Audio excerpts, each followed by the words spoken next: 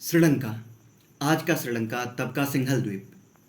कालिदास कहा जाता है कि वहाँ सिंघल द्वीप श्रीलंका गए, वहाँ किसी वेश्या के यहाँ रात में रुके, सुबह में उन्हें राज दरबार जाना था और एक पहेली को सुलझाना था।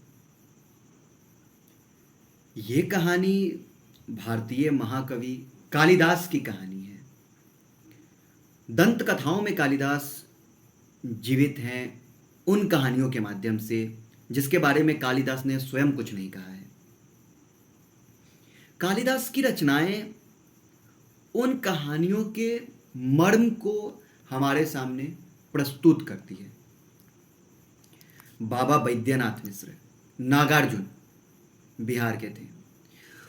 वो कहते हैं, कालिदास सच सच बतलाना, इंदुमती के मृत्यु शोक में तुम रोए थे या जग रोया था। वहाँ पे वो कालिदास के उन पंक्तियों को, कालिदास के विरह को, कालिदास के श्रृंगार को, कालिदास की रचनाओं में उन रुदन को, उन विरह को बहुत बड़ा स्थान दिया है। कहते हैं कुछ कहानियां, कालिदास बचपन में माता पिता द्वारा त्याग दिए गए थे। उनका लालन पालन ग्वालों ने किया, या यूं कह सकते हैं कि कालिदास शायद अनाथ ही रहे होंगे और नॉर्मल जीवन जी रहे थे। एक दिन वो जिस डाल पे बैठे थे उसी डाल को काट रहे थे। इट मीन्स कि वो एक मूर्खता का लक्षण था। कालिदास संभवतः उस डाल से गिरते भी। कहते हैं पंडितों का एक समूह आया और उनको राजमहल ले गया, लोकल राजमहल। वहाँ पे एक राजकुमारी थी विद्योत्मा, जिसे अपने पांडित्य पे घमंड था। वो एक विद्वान से विवाह करना चाहती थी जो उससे कहीं ऊपर लेवल का। बहुत सारे पंडितों को उसने पराजित कर दिया था। पंडितों ने उनको सबक सिखाने के लिए एक महामूर्ख को चुना।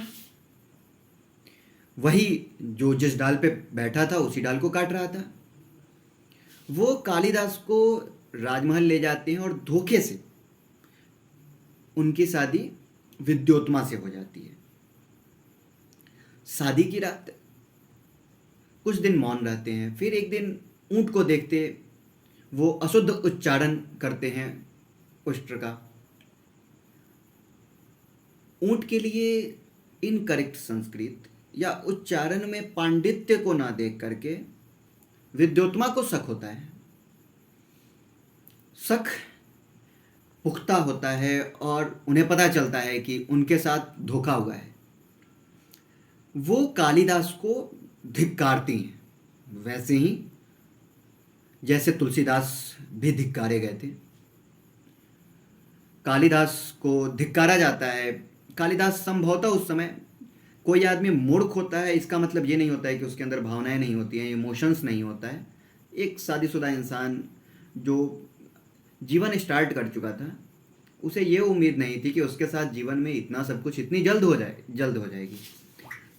अब कालिदास उसके सामने गिड़गिड़ाए ही होंगे, बोले होंगे कि ठीक है, अब मूर्ख हैं तो क्या हुआ, अब तो शादी हो चुकी है, अब हम लोगों को साथ रहना चाहिए। पर वो विद्वता, पौरुष आदि पे बात आती है। कालिदास राजमहल छोड़ के, विद्योत्मा को छोड़ के चले जाते हैं।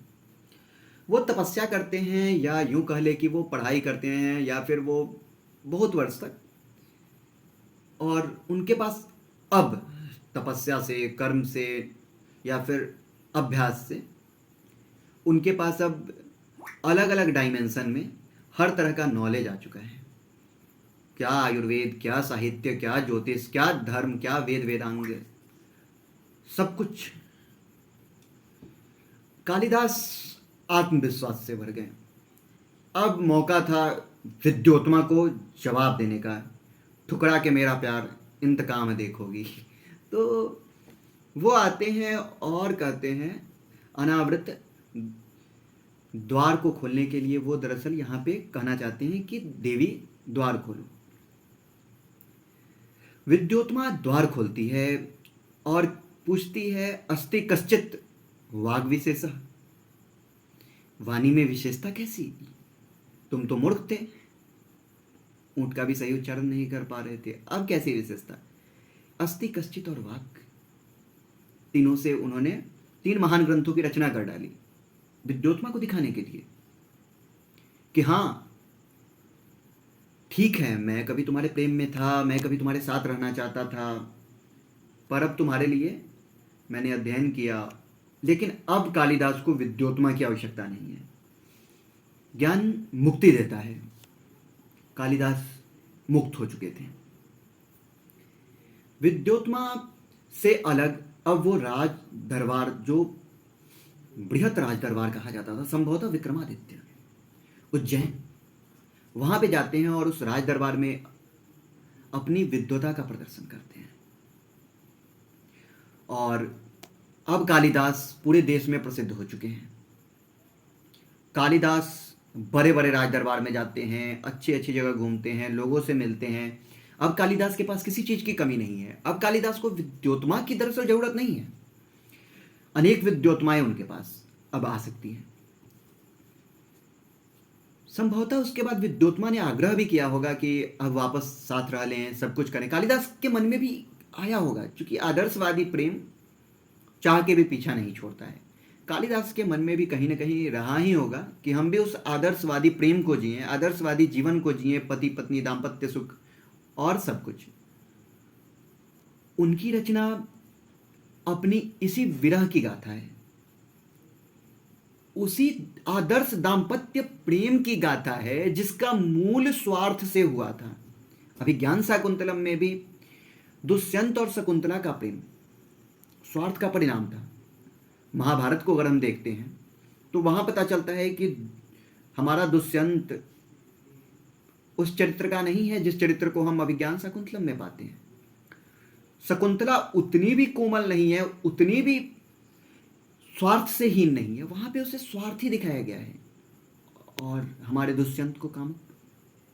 महाभारत की कहानी कुछ और कहती है, और हमारे कालिदास लेकिन चाहते थे कि प्रूव करे कि आदर्शवादी प्रेम एग्जिस्ट करता है। उन्होंने अपनी विद्वता उस चीज को प्रूव करने में लगा दी कि यस, आदर्शवादी प्रेम एग्जिस्ट करता है, आदर्शवादी जीवन एग्जिस्ट करता है, हर जगह स्वार्थ का बोलबाला नहीं है। पश्चिमी लेखकों ने जहां पे केवल स्वार्थ का बोलबाला है, डाइवोर्स होते हैं, लोग एक दूसरे से अलग हो जाते हैं, वहां पे आदर्शवादी प्रेम क्या स्थान नहीं रखता। अभिज्ञान शाकुंतलम दुनिया भर में सबसे फेमस ग्रंथ बन गया। बहुत सारे लेखकों ने इसे सराहा, इसकी कहानी को सराहा है कि दुष्यंत और शकुंतला, आदर्शवादी प्रेम जो टूटे ना टूटे, जो आज के फिल्मों की कहानियां हैं कि कभी ख़त्म नहीं होती है, वो प्यार मोहब्बत और ये रिश्ता, एक न एक दिन सब वापस आते हैं, एक दूसरे से मिलते हैं। लेकिन बात तो वही है, जो मैं जानता प्रीत करे दुख होए, मैं नगर ढिंढोरा पीट तक कहता प्रीत न करियो कोई।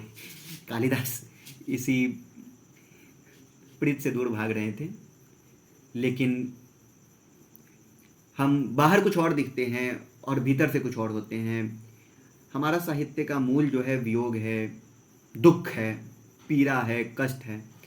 कालिदास शिव की शरण में जाते हैं। उज्जैनी महाकाल, ज्योतिष का महत्वपूर्ण ग्रंथ कालामृत। अभिज्ञान शाकुंतलम में कई जगह नक्षत्रों की चर्चा। कालिदास बहुत बड़े ज्योतिषविद थे, क्या फलित क्या गणित। आयुर्वेद, रघुवंशम साक्षात, गाय